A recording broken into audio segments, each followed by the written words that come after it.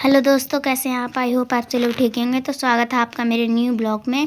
आज मैं दिखाऊंगी अपने घर में मैं किस प्रकार अपने घर में सारा घर का काम करती हूँ। बने रहिए मेरे ब्लॉग में। और दोपहर को जाएंगे हम खेतों पर। मैंने वॉशिंग मशीन में पानी भर दिया और उसमें कपड़े डाल दिए। कपड़े डालने के बाद मैंने उसमें फिर मशीन चला दी। फिर मैंने दिया पौधों को पानी। फिर मैंने नहलाया भैंसों को नहलाने के बाद मेरी मम्मी ने इतना गोबर भर दिया कि मेरे पे उठा ही नहीं। तो मैंने अपने भाई को बुलाया, उसने मिलकर उठवाया। फिर भी हम पे उठ ही नहीं रहा था। मेरी मम्मी ने इतना भर दिया तो कैसे करके फिर हमने मम्मी को गोबर उठवा दिया और वहाँ मम्मी चली गई गोबर डालने। फिर मैंने थोड़े से बर्तन थे उनको साफ़ किया। फिर मेरे भाई को लग रही थी ठंड तो मेरे भाई ने पजारी आँच पे जानने के बाद इन दोनों में पता नहीं कैसी लड़ाई होगी। इन दोनों ने महाभारत शुरू कर दिया। फिर मेरे पापा ने आकर चिल्लाया, ये निशा दीदी है चाय पी रही हैं, पता नहीं कैसी हैं, हम हमेशा हंसती ही रहती हैं। फिर मेरी मम्मी ने बनाई रोटी बनाने के बाद मेरी मम्मी ने दी मेरे पापा को रोटी। मेरे पापा मेरे छोटे भाई को खिला रहे थे क्योंकि उस पर खाए नहीं जाते। कभी मेरे पापा खिलाते हैं, कभी मैं, कभी मेरी मम्मी। वो अपने हाथ से तो खाता ही नहीं है। फिर मेरी मम्मी आँच के पास जाकर बैठ गई और वहीं पे ही रोटी खाने लग गई। तो ये पड़ोसी का लड़का है, पता नहीं इसको क्या खिलाती हैं, बहुत गोरा हो रहा है। फिर हमारी गली में आ गए शराब बेचने वाले अंकल। मेरी मम्मी ने ले ली एक शराब की थैली। फिर मेरे पापा ने कमरे में से निकाल ली बाइक निकालने के बाद क्योंकि हम जा रहे थे खेत पे, इसीलिए मेरे पापा ने कमरे में से बाइक निकाली। बाइक निकालने के बाद मेरे पापा ने कपड़े से बाइक को पूरा साफ़ कर दिया। फिर मेरे पापा बोल रहे थे कि अभी तू क्या करेगा, जाके वहाँ से आने में प्रॉब्लम होगी, घास कहाँ से लेकर आऊँगा। तो पापा फिर बोला था नहीं मैं अभी जाऊँगा। वो रोने लग गया। फिर पापा बोला ठीक है।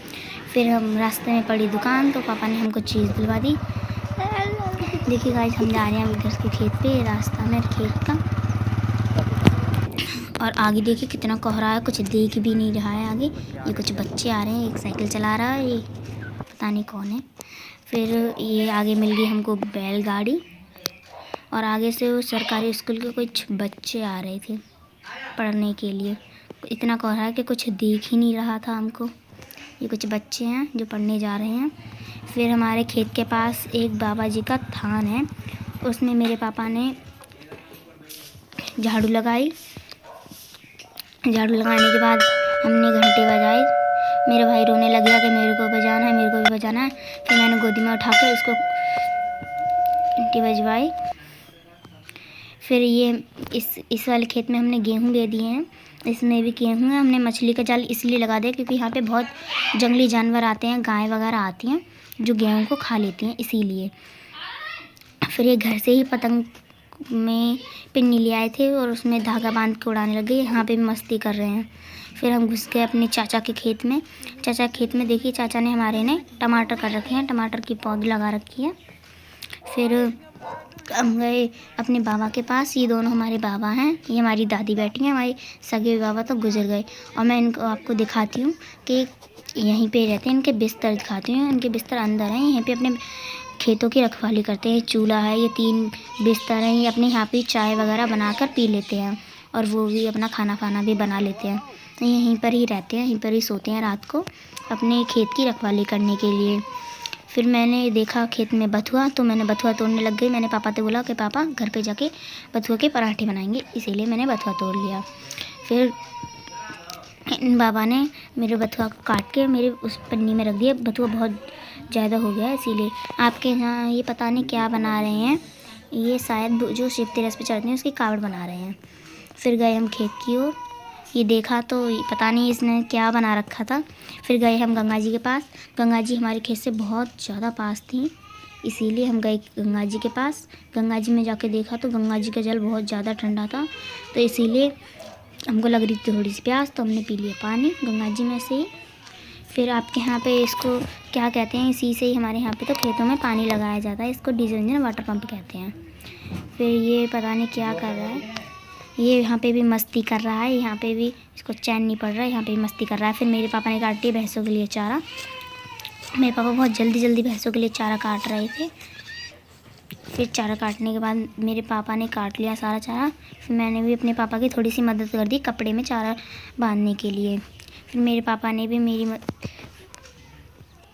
फिर मेरे पापा ने उसकी गठरी बनाई और गठरी बनाने के बाद सीधा चांद पे रख लिया और सीधे चल दिए बाइक की ओर। बाइक की ओर जाते फिर मेरे पापा ने बाइक मोड़ी। बाइक मोड़ने के बाद उस पर घास की पोटली रख दी। अब दिक्कत तो ये थी कि हम तीनों उस पर बैठ के कैसे जाएंगे। फिर पापा बोले थे अब कैसे बैठोगे। फिर ये तो ऊपर बैठ गया घास के, हम पीछे बैठ गई। तो हम चल दिए सीधा घर की तरफ। ये आ रहे हैं हम अपने घर की तरफ। फिर ये देखिए दोस्तों कि कितने हरे भरे पेड़ हैं यहाँ, कितने सुंदर लग रहे हैं। ये इससे कहते हैं सरसों।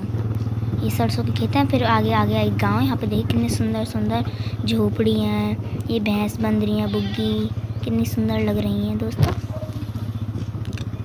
फिर हम ये बुग्गी खड़ी है तो हम जा रहे थे तो ये कुछ औरतें आ गईं, अपने खेतों पे जा रही थी ये कुछ औरतें। फिर फाइनली हम अपने घर पर आ गए। फिर घर पे आते ही मेरे पापा ने मेरे छोटे भाई को बाइक पे से उतारा और उतारने के बाद मेरे पापा ने गठरी को उठाया और घर में रख दिया।